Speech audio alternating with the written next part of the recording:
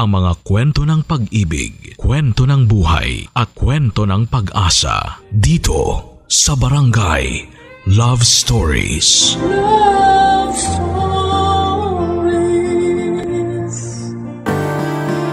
Sa buhay ay para tayong may mapa na nagdidikta sa bawat desisyon na ating ginagawa. Pero kapag nagbiro ang tadhana ay susubukin ng lubos ang iyong paniniwala. Ikaw kabarangay, paano sinubok ng tadhana ang paniniwala at katatagan mo? Dear Papa Dudut, magandang araw po sa iyo at sa lahat ng mga nakatutok sa programa ninyo ngayon. Ako po si Lara, taga Cebu City.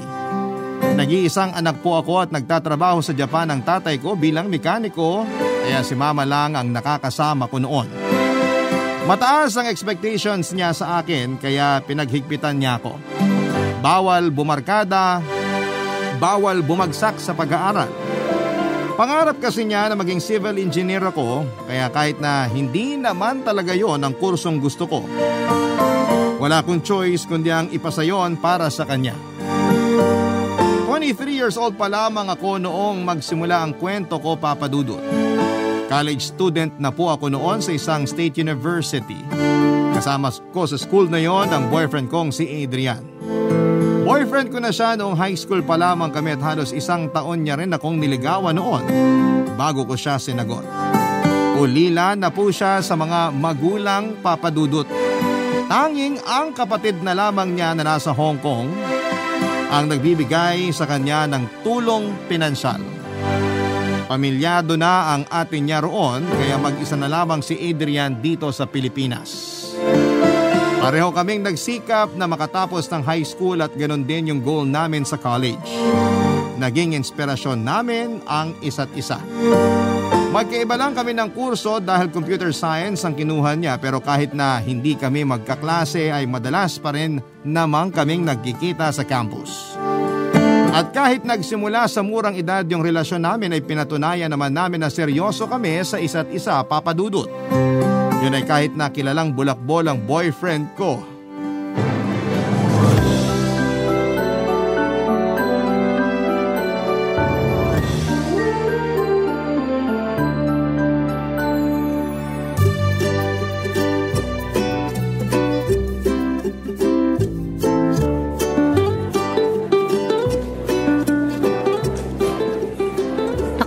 Talaga yung prof namin.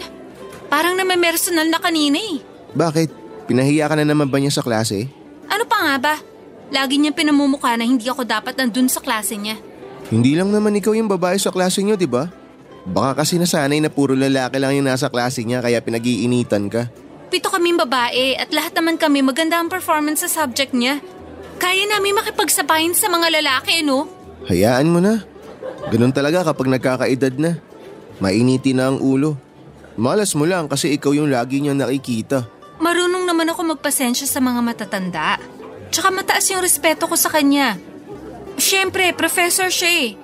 Pero hindi tama na lagi na lang niya akong pinapahiya sa klase tuwing nagkakamali ako ng sagot sa tanong niya. Ewan ko ha, pero sa akin lang talaga siya ganun. Kahit nasagot ko na yung first question niya, hindi siya nauubusan ng follow-up questions hanggang sa wala na akong maisagot. Tapos sasabihin niya na, "Ano, Miss Lara? Mag-shift ka na kung simpleng tanong hindi ka makapagsalita."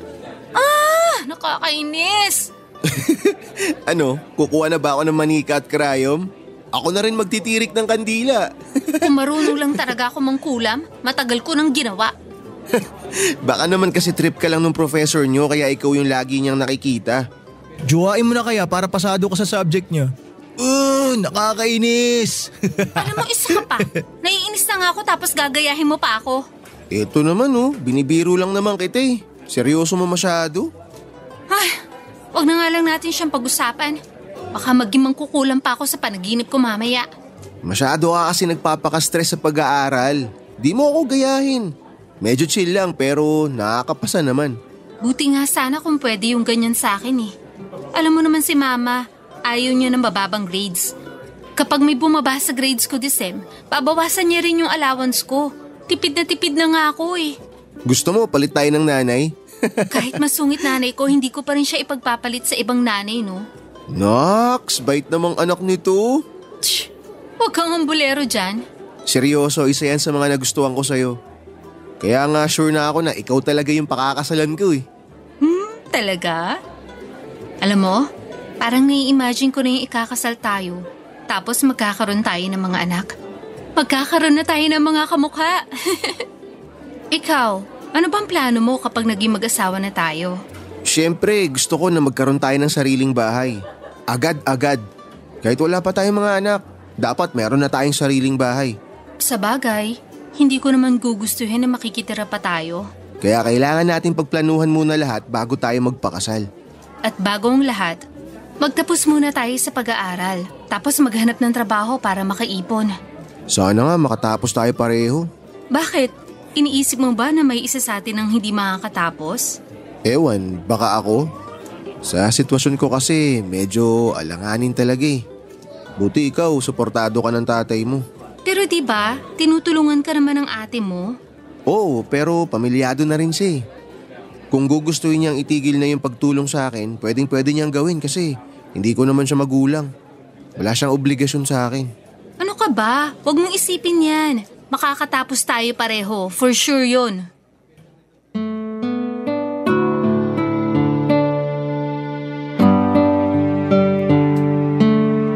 Papadudot, alam ng nanay ko na may boyfriend na ako pero tutol ito sa relasyon namin ni Adrian. Dahil hirap siya sa buhay. Sabi ni mama ay hindi ko raw deserve ang ganong klase ng lalaki. Pero sa kabila noon ay nagpatuloy ang relasyon namin. Nangako na lamang ako sa nanay ko na pagbubutihin ko ang pag-aaral ko, huwag niya lamang kaming paghiwalayin. Hanggang sa hinayaan na lamang niya ang relasyon namin ng boyfriend ko. Sa takot na magrebelde ako at mauwi lang sa pagbubulakbol. Hindi naman nagkulang ng paalala sa akin si Mama Papadudut. Lagi niyang sinasabi na kapag nabuntis daw ako ay itatakwil niya ako bilang isang anak. Hindi niya ako tutulungan at hahayaang magdusa sa papabaya ko. Kaya ganoon na lang din ang pagdidisiplina ko sa sarili ko. Wala pa namang nangyayari sa amin ni Adrian dahil ipinaliwanag ko sa kanya yung sitwasyon ko at yung mga sinabi sa akin ni Mama. Hindi naman siya nagreklamo o tumutol kahit na palaging malamig ang pakikitungo ng nanay ko sa kanya. Lalo na tuwing pumupunta siya sa bahay namin. Laking pasasalamat ko na lamang na malawak ang pangunawa ng boyfriend ko, Papadudut. Pero nakikita ko noon ang sakit sa mga mata niya tuwing napagsasalitaan siya ni Mama ng hindi maganda.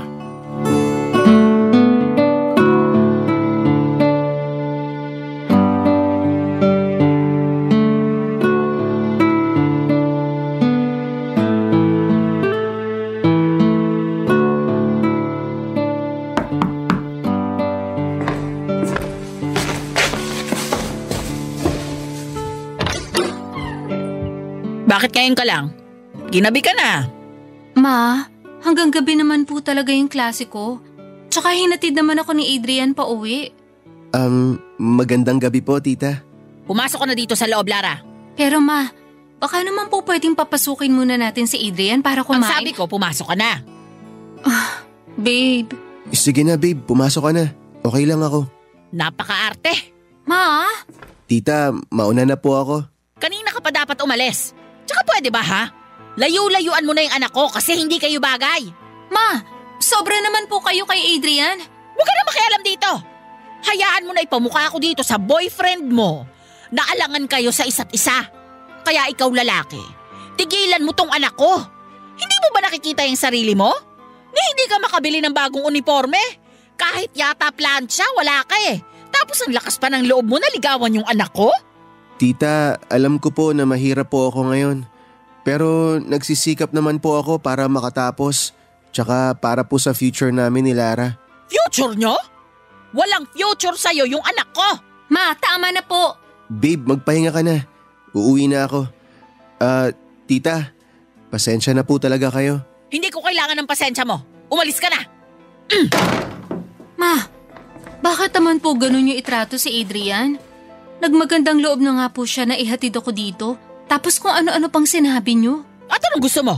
Magpanggap ako na gustong-gusto ko siya para sa'yo? Tumigil ka dyan sa kahibangan mo. Marami pang lalaki dyan na mas matino sa kanya. Yung mas maganda ang buhay na maibibigay sa'yo. Yun lang po bang sukutan nyo kung gaano katino ang isang lalaki? Nakadepende sa perang meron sila? Grabe naman kayo, ma. Hindi naman tayo mayaman para umasta Yun na nga eh. Hindi tayo mayaman. Kaya wag ka nang pumatol sa mas mahirap pa sa atin. Kasi gusto nyo yung lalaki na makakaahon sa atin sa kahirapan. Naman, wala po tayo sa teleserye. Ordinaryong tao lang tayo. Kaya yung mga nakakasalamuha ko, katulad lang din natin. Kahit ano pang sabihin mo, hindi ko gusto yung lalaking yun para sa'yo. Hindi ko nakikita na magiging maganda ang kinabukasan mo sa kanya. Ang lupit nyo naman pong manghusga. Natural po, nag-aaral pa lang kami, kaya pareho kaming wala pang napapatunayan. Kaya kung ano yung iniisip nyo sa kanya, parang ganun na rin po yung tingin nyo sa akin. Kung minamaliit nyo siya kasi wala pa siyang ibubuga, di ganun din po ako. Ang hirap po kasi sa inyo, masyado kayong maaga kung manghusga. Hindi nyo muna binigyan ng chance yung tao. Darating ang araw na maiintindihan mo rin yung sinasabi ko sa'yo. Pero habang hindi pa dumarating yon, hindi ko hahayaan na magpatuloy ka sa pagkahumaling mo sa lalaking yon. Huwag kang tatanga-tanga sa buhay kung ayaw mong masira yung buhay mo. Hindi nyo po ba talaga ako kayang pagkatiwalaan? Kung tungkol sa lalaking makakarelasyon mo, hindi. At hindi ko na kailangang sabihin kung bakit. Kasi ngayon pa lang, pinatunayan mo na sa akin kung gaano ka kahina.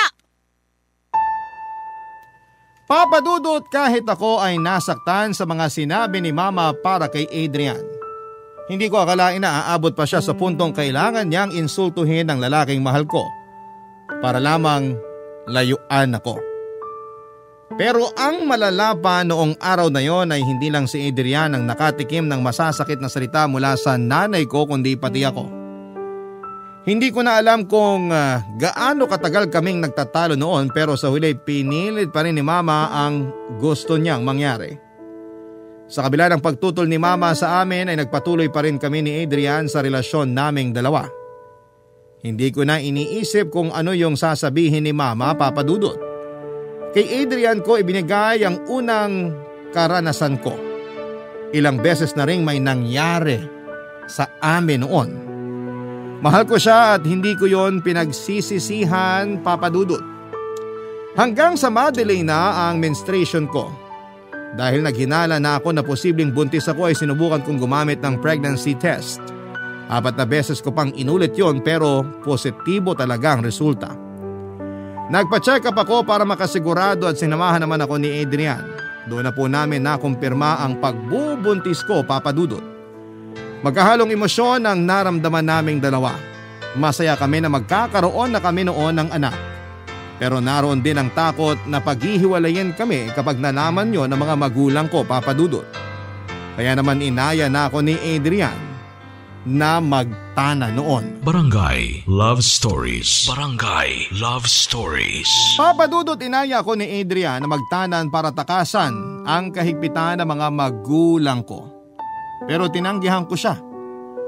Malungkot kaming umuwi mula sa klinik pagkatapos ng check-up. Pareho kaming lito at hindi pa alam kung ano ang gagawin ng mga sandaling yon. Hanggang sa lumipas na lamang ang mahigit 1 buwan na wala pa rin kaming maayos na usapan para sa sitwasyon naming dalawa. At bago pa man kami makapag-usap ay hindi ko inaasahan na may mangyayari. Kakatapos lang noon ng klase ko noong makunan ako, Papa Dudut. Hinang-hina ako ng sandaling yon. Wala akong magawa kundi ang umiyak ng umiyak dahil hindi ko naman ginusto na mawala ang first baby namin ni Adrian. Mag-isa akong pumunta sa ospital para magparaspa dahil may klase pa noon ang boyfriend ko. At nung sumunod siya ay nalungkot din siya sa mga nangyari. Matinding stress ang dahilan kaya ako nakunan, Papa Dudut. Sa ikalawang pagkakataon ay tinanong ako ni Adrian kung papayag na ako sa gusto niyang mangyari. Sabi niya, gusto lang naman niya akong maalagaan ng mas maayos. At hindi niya yon magagawa kung pinagbabawalan kami ng nanay ko na magkita. Pero sa halip na pumayag ay naggalit pa ako sa kanya. Naisip ko noon, Papa Dudut, na baka kaya ako minamalas ay dahil sa patuloy kong pagsuway sa nanay ko. Ganon po kasi yung paniniwala ng mga nakakatanda noon. Sa galit ko ay nakipaghiwalay ako kay Adrian. Hindi naman siya pumayag pero dahil sa pinaghalong lungkot, takot at galit para sa sitwasyon namin ay buo na ang desisyon ko noon na makipaghiwalay sa kanya kaya wala na siyang nagawa pa. Hindi ko na alam, Papa Dudut, kung paano ko nalampasan yon at parang namanhid na ako sa mga nangyari. Pero kung meron mang magandang nangyari sa amin kahit na hiwalay na kami ay yon, ay yung pareho kaming nakapagtapos sa college. After 3 years, nagkaroon ako ng bagong boyfriend, Papa Dudut, si Tony. Financial advisor siya ng isang insurance company. Tulad ko ay nag-iisang anak din si Tony at may kayang pamilya niya at profesional ang datingan niya. Matalino siya at masipag magtrabaho, mabait din siya at hindi babaero kaya tumagal ang relasyon namin. Kalaunan ay nagpakasal na kaming dalawa at nagkaroon na rin ng 2 anak.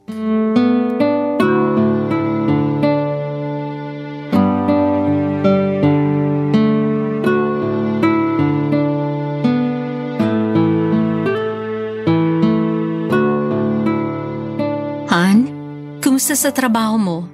Okay naman. Ikaw, hindi ba pinapasakit ng mga bata yung ulo mo? Hindi naman. Medyo naiinip lang ako dito sa bahay. Bakit ka naman maiinip? Kung wala ka namang ibang gagawin, pwede naman kayo mamasyal ng mga bata. Nagawa na rin namin yan pero parang may iba pa akong gustong gawin. Ay, alam ko na kung saan papunta tong usapan na to. Han, malalaki na naman yung mga anak natin. Pwede na nating ikuha na mag-aalaga sa kanila para makapagtrabaho na ako. Bakit pa? Okay naman tayo. Hindi naman tayo nagigipit. Kung may gusto kong bilhin, sabihin mo lang sa akin. Hindi naman yun ang point ko Nangihinayang lang kasi ako sa tinapos ko, Han. Ang tagal ko nang natenga mula nung nakagraduate ako ng college. Pwede pa ako mag-take ng licensure exam kung gugustuhin ko o kaya magtrabaho na agad. Han, mas mahirap po ipagkakatiwala natin yung mga bata sa ibang tao. Mas mabuti na ikaw yung nandito para sa kanila. Mas mapapanatag ako. Pero Han, pwede naman natin kilalanin muna ng mabuti yung kukuning yaya ng mga bata. Tsaka hanggat hindi pa sila nakakapag-adjust, hindi ko naman sila agad iiwanan sa mag-aalaga sa kanila. Kaya please, payagan mo na ako. Please, Han. Han, hindi pwede. Sige na naman, Han. Sayang naman kasi yung mga natutuhan ko ng ilang taon kung nandito lang ako sa bahay. Tapos ano? Kapag pinayagan kita at nakapagtrabaho ka na, mawawalan ka na ng oras sa amin ng mga anak mo.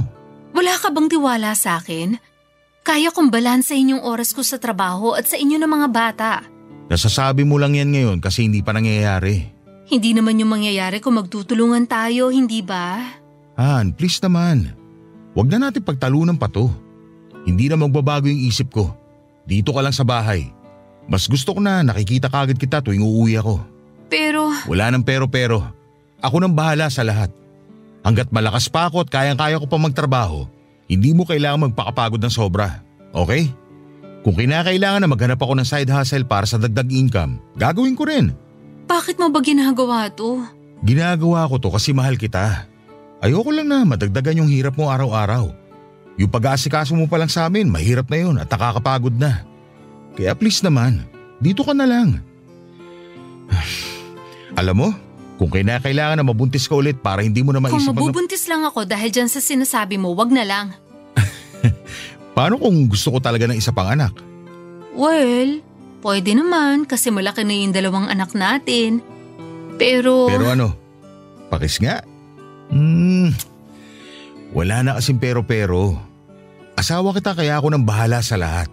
Hindi mo kailangang magtrabaho. Oo na, hindi ko na ipipilit. Nagbaka sakali lang naman ako.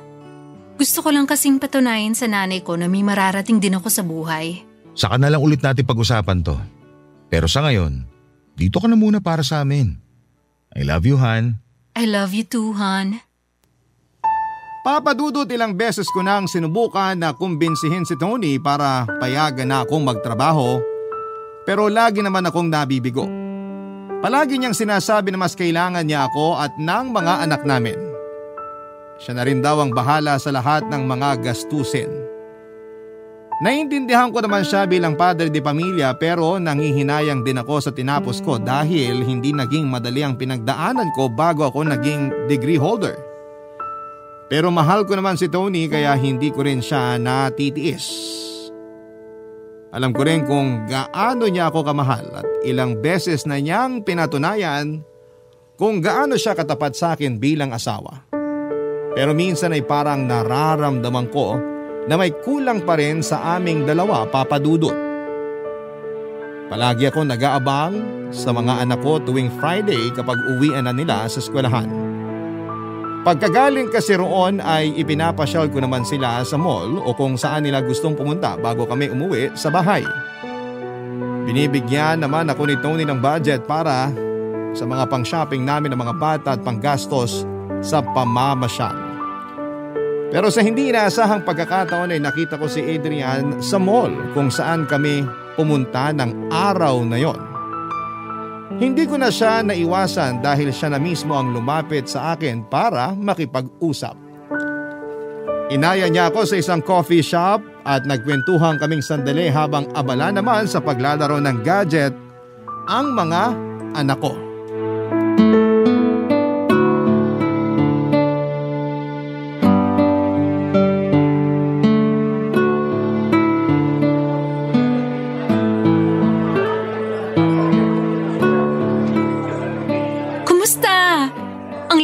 Pinagbago mo Mukha ka ng businessman.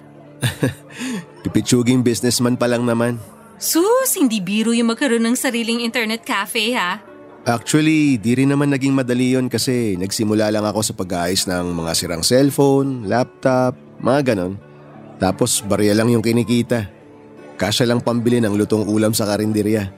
Tapos ilan pa kami maghahati nun. Hindi pa buwanan yung sweldo mo nun? Hindi nila kaya Tsaka kaibigan ko yung may-ari ng shop. Napakiusapan ko lang siya na kung pwede, makisosyo ako sa kanya. Wala akong puhunan kaya yung serbisyo ko na lang yung ambag ko. Parang industrial partner, low budget version nga lang. Alam mo naman na lumaki kung walang pera. Kaya wala akong pang-invest sa negosyo noong mga panahon na yun. At least may trabaho ka nun, hindi ka tambay. Mas mahirap naman kung nakatapos ka na tapos umaasa ka pa rin sa ate mo. Totoo yan. Pero di ko ginusto na maging tambay. May pangarap naman ako sa buhay.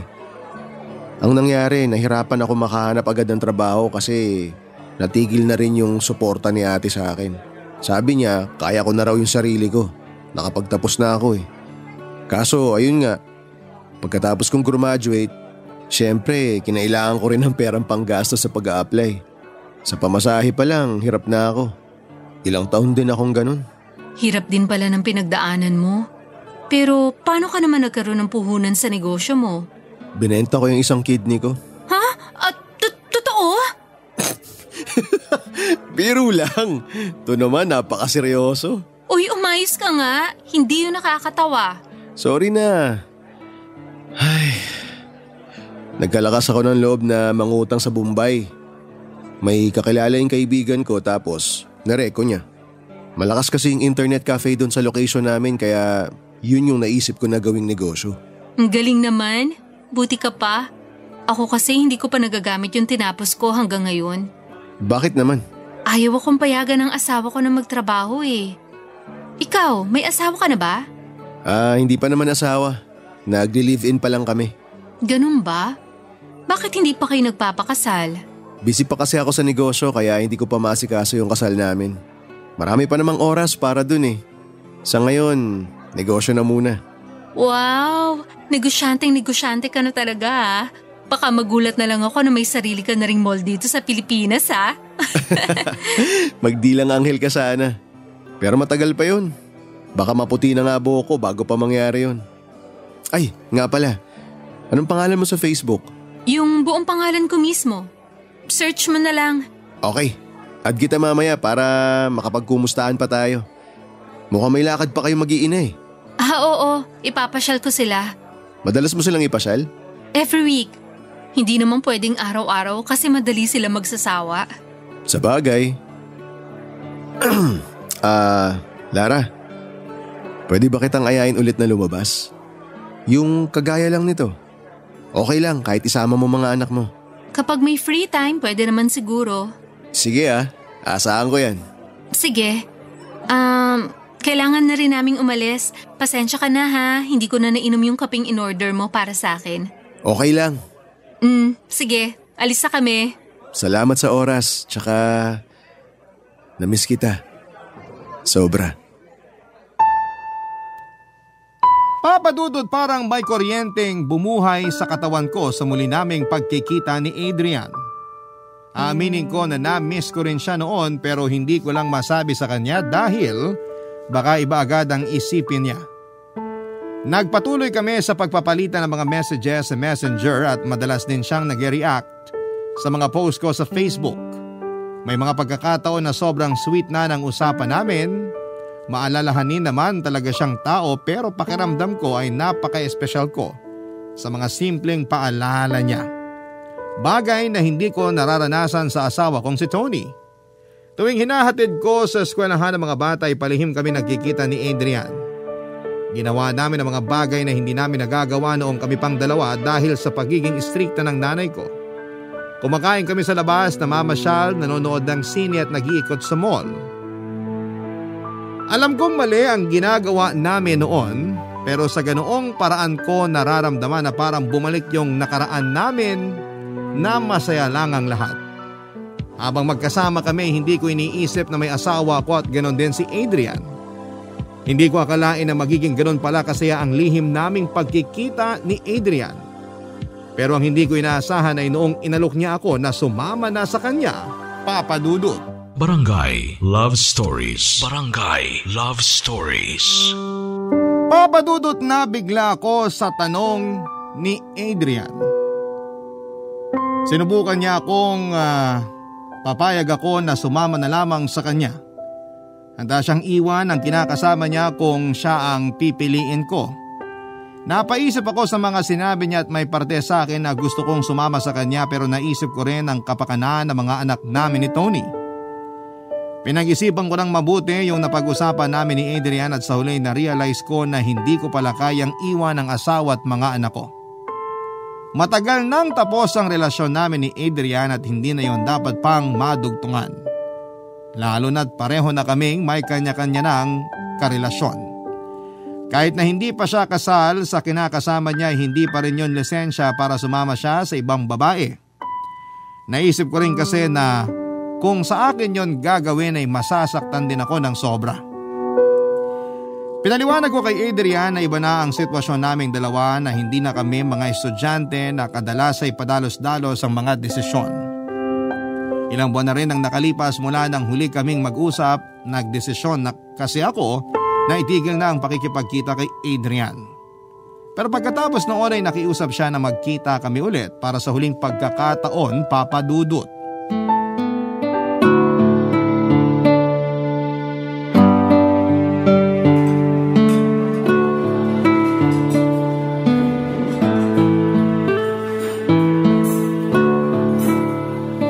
Salamat dito sa bulaklak at chocolates. Ngayon lang ulit ako nakatanggap nito. Pwede naman kitang bigyan yan araw-araw kung… Adrian, alam mong hindi na pwede mangyari yung gusto mo, mali yun. Kung gusto mo ng tahimik na buhay, mag-focus ka na lang sa partner mo ngayon. Hindi niya deserve yung naiisip mong gawin. Alam ko. Tsaka gaya nga ng sinabi ko sa'yo nung tumawag ako, hindi tayo magkikita dito para pilitin kita na sumama sa akin. Malinaw na sa akin na wala talaga akong laban sa asawa mo. Mahal na mahal mo nga talaga siya. Pero alam mo, nung patago tayong nagkikita, sa sobrang saya ko, akala ko talaga mahal pa rin kita. Pero nung nakapag-isip-isip na ako, naramdaman ko lang pala yun kasi ang tagal nating hindi nagkita. Kapag tinitignan ko yung asawa ko, mas nagiging malinaw sa akin kung sino talaga yung laman ng puso ko. Ang drama ko, no? Parang hindi ako to. Pasensya ka na, Lara. Pakiramdam ko kasi ginulo ko pa yung buhay mo. Kasal ka na at may pamilya ka na rin. Samantalang ako, hindi pa rin nakaka-move on ng tuluyan. Akala ko kasi pwede pa eh. Huwag na natin gawing komplikado ang lahat, Adrian. Hindi tama na matukso pa tayo sa isa't isa. May asawa at mga anak na ako. Ikaw, pwede ka nang magpakasal para makabuo ka na rin ng sarili mong pamilya. Hindi na ako pwede. Tama ka. Kaya inuulit ko, pasensya ka na kung nakagulo pa ako sa inyo. Pero masaya pa rin ako na nakasama kita. Pwede bang maging magkaibigan pa rin tayo? Pwede naman. Pero hindi na tayo pwede magkita gaya ng ginawa natin, ha? Hindi rin maganda na nakikita ng mga anak ko na may ibang lalaki akong kasama bukod sa daddy nila. Okay lang. Naiintindihan ko. Salamat. Ganito yata talaga kapag may anak na. Nag-iiba na yung priorities. May anak na rin sana ako kung… Huwag na natin pag-usapan yon, please. Ayoko nang balikan yung pinakamasakit na parte ng mga nangyari noon. Okay. Sorry. So, ito na yon. Lara, kung ako lang ang masusunod, ayoko pang matapos to eh. Pero ayoko rin naman na maging makasarili. Sa gusto ko kasing mangyari, ikaw yung mas apektado. Siguro, kailangan mo muna mag-focus sa partner mo. Huwag kang puro nagnenegosyo. Bigyan mo siya ng mas mahabang oras para dun mo makita yung bagay na nakita ko sa asawa ko. Kaya hindi ko siya maiwan. Ang gusto ko, mag-move on ka na. Kalimutan mo na yung meron tayo noon. Lahat yon, part na ng past natin. Ito na yung present. Lara, yung asawa mo nasa labas. Nasaan? Ayun oh, papasok na dito sa restaurant. Han, anong ginagawa mo rito? Sinusundo ka. Pare, Adrian nga pala. Kilala kita. Ako si Tony, asawa ni Lara. Pasensya ka na kung inimbitahan ko si Lara dito. May pinag-usapan lang kami pero patapos na rin naman. Pauwi na rin sana. Tsaka, ito na yung huli naming pagkikita. Tapos na kami mag-usap, Han. Pauwi na rin naman talaga ako. Okay, umuwi na tayo. Adrian, mauna na kami ah. Sige, ingat. Han? Ano yun? Galit ka ba? Sa bahay na lang natin pag-usapan yan. Papadudot naging malamig ang pakikitungo sa akin ni Tony pagkatapos noon. Hindi ko alam kung paano ako magpapaliwanag sa kanya. Alam ko naman naggalit siya pero mas nahirapan akong magsalita at makipag-usap sa kanya noong tumahimik lamang siya. Pansin ko ang pagdistansya niya sa akin pero naintindihan ko naman yon dahil sa aming dalawa, ako yung may nagawang mali kaya naman kahit gustong gusto ko siyang kausapin ay ibinigay ko na lamang yung space na kailangan niya. Mas madalas na siyang natutulog sa sala at hindi na kami magkatabing natutulog. Pero kapag nasa harap naman kami ng mga bata ay hindi namin pinapahalata na may problema kaming dalawa. Halos isang buwan ding tumagal na gano'n ang setup namin, Papadudut. Nag-uusap lamang kami kapag kaharap ang mga bata at minsan ay sinasamantala ko yon para sana mag-sorry sa kanya. Pero masyado siyang mailap. Iniiwasan niya ang mag-usap kami ng kamilang dalawa. Kahit may problema kaming mag-asawa ay hindi naman nagkulang si Tony. Ginampanan pa rin niya yung tungkulin niya bilang ama sa mga anak ko. Nagbibigay pa rin siya sa akin ng pera at hindi naman nabawasan yon. Nung hindi na ako nakatiis ay nag-decide na akong kausapin siya para humingi ng tawad sa mga nagawa ko, Papadudut.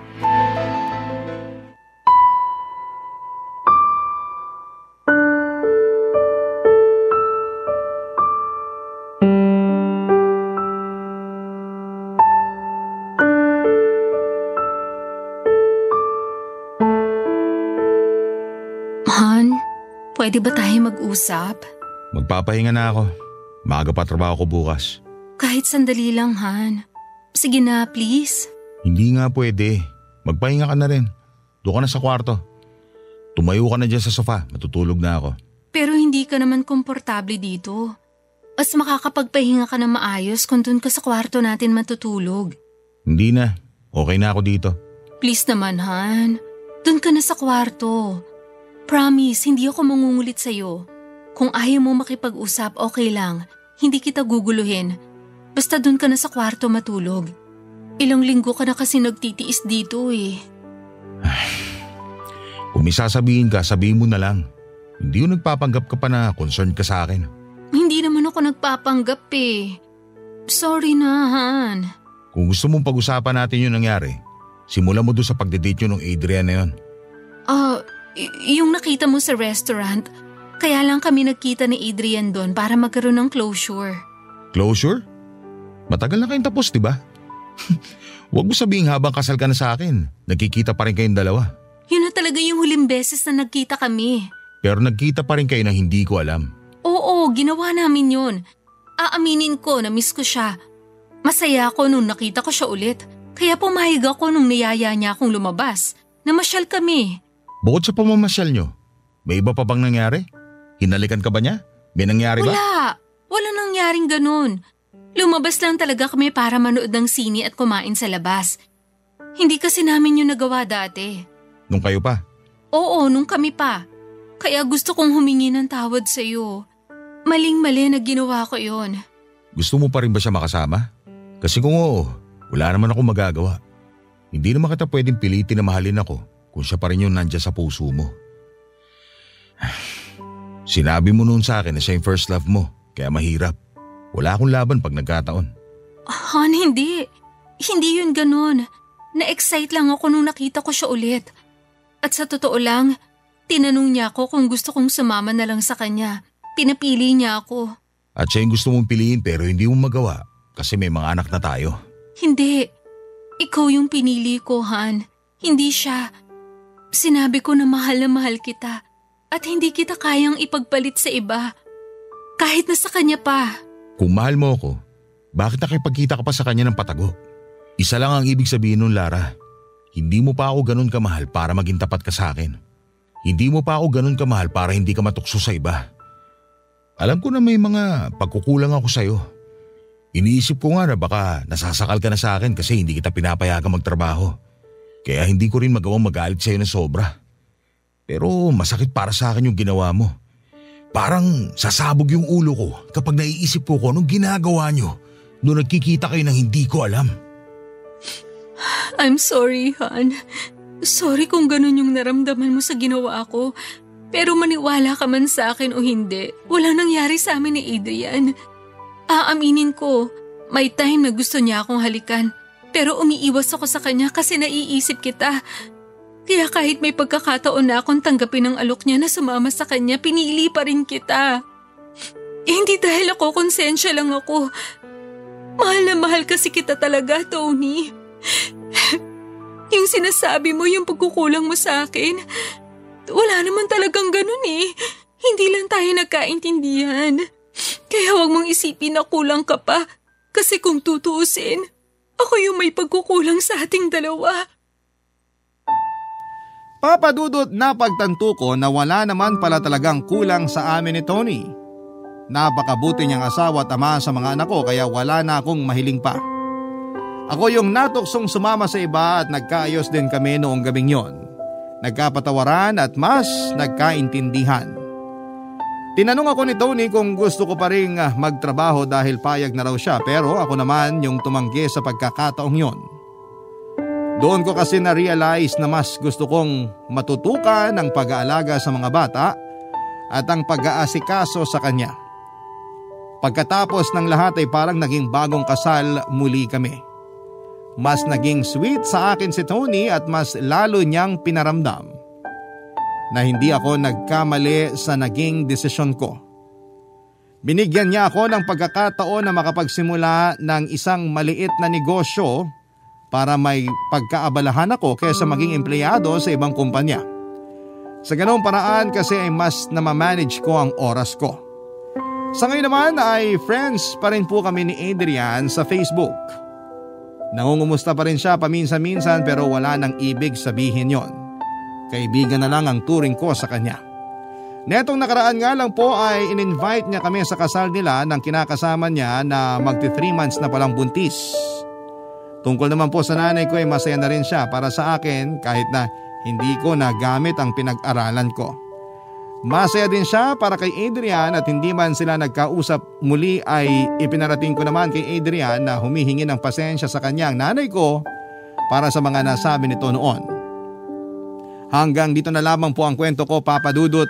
Maraming salamat po sa patuloy ninyong pagbabahagi ng mga kwento sa inyong mga tagapakinig.